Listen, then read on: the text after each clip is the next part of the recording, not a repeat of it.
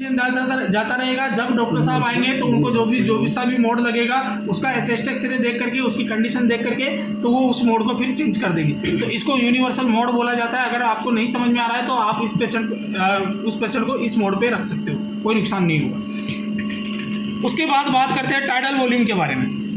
ये है वीटी का मतलब होता है tidal volume. Tidal volume decide कैसे करते हैं? अब इसमें देखो, मिनिमम टाइडल वॉल्यूम जो देखने को मिल रहा है वो 130 ml है, ठीक है, ये मिनिमम टाइडल वॉल्यूम है। मैक्सिमम टाइडल वॉल्यूम जो देखने को मिलेगा वो आप लोगों को 2 लीटर देखने को मिल रहा है, ठीक है। मिनिमम टाइडल वॉल्यूम 130 ml और मैक्सिमम टाइडल वॉल्यूम 2 लीटर या 2000 ml।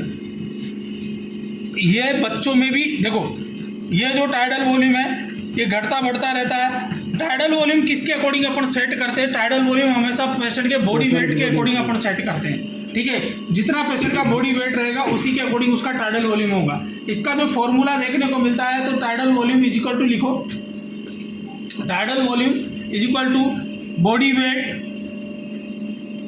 Body weight into 7 ml पर kg, 7 ml पर kg, ठीक है। ये टाइडल वॉल्यूम का फॉर्मूला होता है। फॉर्मूला आप लोगों को आई थिंक समझ में आ गया होगा। टोटल बॉडी वेट आपको लिखना है, ठीक है, इनटू में क्या लिखना है 7। अब मान लो जैसे कि 1 ml में कितना दे रहे, 1 ml में कितना देंगे अपन? केवल 7 kg, ठीक है ना।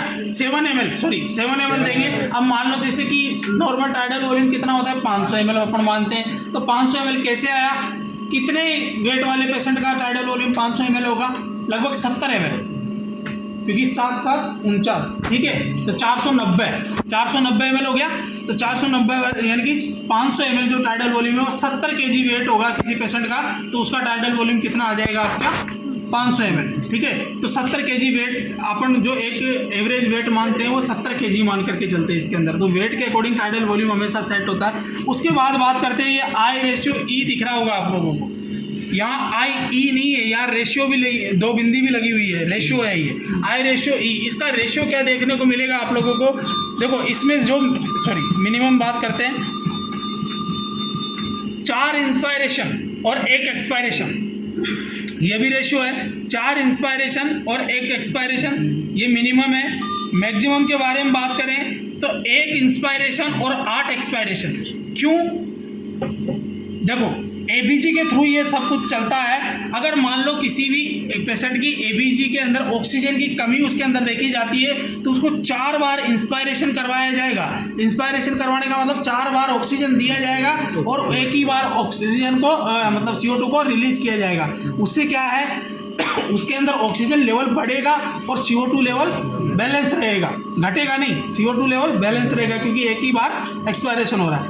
उसके बाद यहाँ पे लिख रखा है 1 बार इंस्पायरेशन और 8 बार एक्सपायरेशन, ठीक है। तो इसका मतलब CO2 लेवल किसी का ज़्यादा है तो CO2 लेवल को अपन को क्या करना है? वॉश आउट करवाना है। तो आप 1 बार तो उसको सांस दो और 8 बार एक्सेल करवाओ। तो 8 बार जब एक्सेल करवाओगे तो CO2 पूरी तरीके से वॉश आउट हो जाएगा, ठीक है। तो इस तरीके से जब भी पेशेंट वेंटिलेटर पे होता है तो पेशेंट की एबीजी सबसे मायने रखती है, ठीक है। एबीजी करवाते रहना चाहिए, ठीक है। उससे अपन को पता लगता रहेगा कि पार्शियल ऑक्सीजन कितना है और पार्शियल CO2 कितना है, ठीक है। अब नॉर्मल